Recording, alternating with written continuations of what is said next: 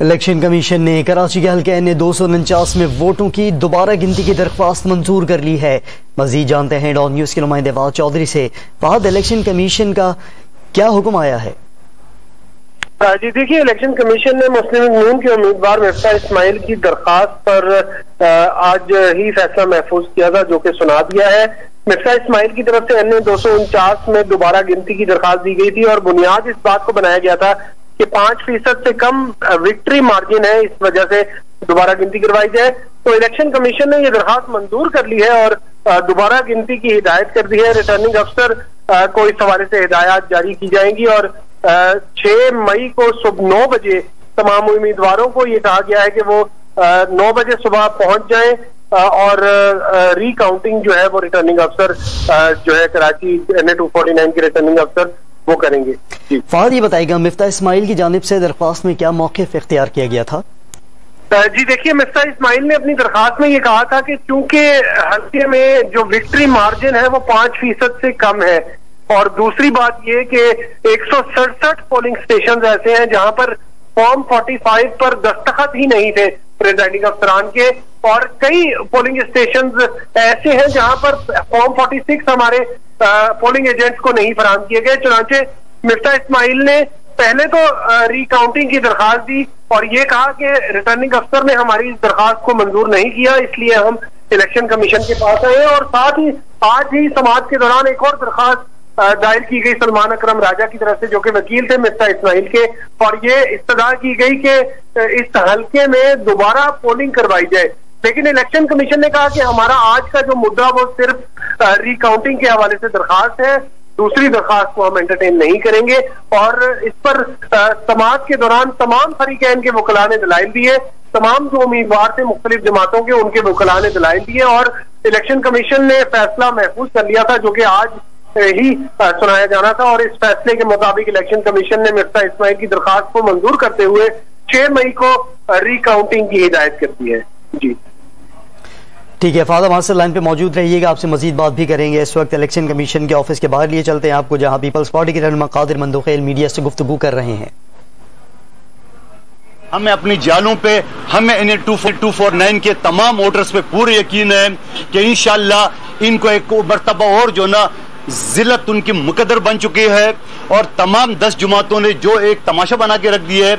और फिर सबसे बढ़कर एक पोल जो इनका खुल गया है कि PTI के अमजद आफरीदी और नून लीग के उम्मीदवार के पास गए मिफ्ता इस्माइल के पास कि आपने जो हुक्म किया मेयार, नून लीग ने तमाम कैंडिडेट्स को बोला है।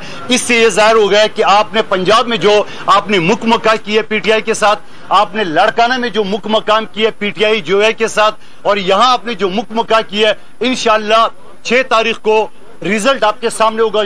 जीत पीपल्स पार्टी को, क्योंकि हमें पूरा एतमाद है कि वोट हमें पड़ चुके हैं रमजान के महीने में, जहां वो कोरोना का बहाना बना के मरियम बीबी का एक जो जलसा जो एक गली में उन्होंने बनाया, जबकि इससे पहले जो सिंध हुकूमत ने एक लेटर लिखा कि कोरोना की वजह से ये इलेक्शन पोस्टपोन किया जाए, तो उन्होंने कहा पीपल्स पार्टी भाग रही मैदान में। और फिर खुद जब मरियम बीबी को ये पता चल गया कि उनका जलसा नाकाम हो गया, इनकी आधी मुस्लिम लीग नून ने पीपल्स पार्टी में शमूलियत अख्तियार किए, जहां ANP के और JUI के तमाम जिली तंजीम ने पीपल्स पार्टी की हिमायत का ऐलान किया। इंशाअल्लाह रिजल्ट आपके सामने कल भी था और इंशाअल्लाह 6 तारीख भी आपके सामने रिजल्ट होगा, जीत पीपल्स पार्टी की होगी। और एक मरतबा फिर आपका शुक्रिया कि आप सुबह से इंतजार करें। Thank you. जीत पहले भी पीपल्स पार्टी की हुई है और 6 तारीख को रिकाउंटिंग के बाद एक बार फिर पाकिस्तान पीपल्स पार्टी की जीत होगी। NA 249 के कामयाब उम्मीदवार Qadir Mandokhel election commission office के बाहर मीडिया से गुफ्तगू कर रहे थे।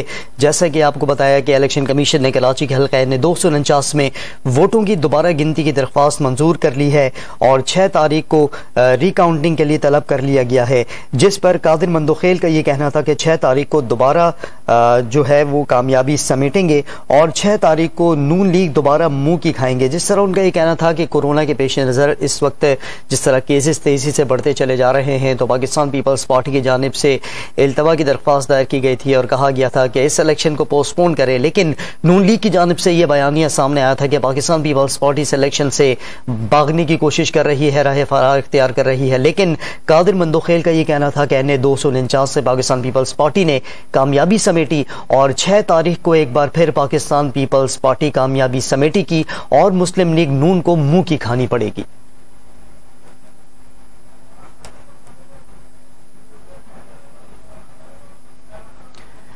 इलेक्शन कमीशन ने कराची के हल्के ने 249 में वोटों की दोबारा गिनती की दरख्वास्त मंजूर कर ली है।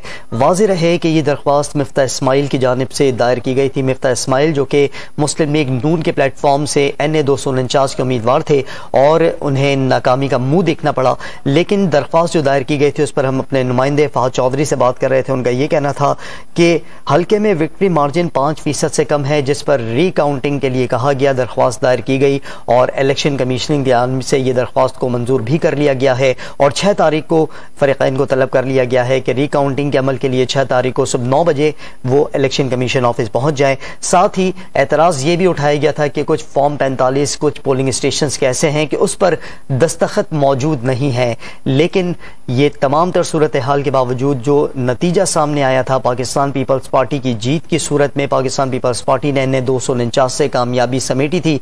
ये सीट जो कि तहरीक इंसाफ के उम्मीदवार फैसल वावडा की थी। फैसल वावडा ने इस्तीफा दिया, जिसके बाद ये नशिस्त खाली हुई और इस पर इंतखाब हुआ जो कि पाकिस्तान पीपल्स पार्टी के कादिर मंदोखेल ने अपने नाम किया।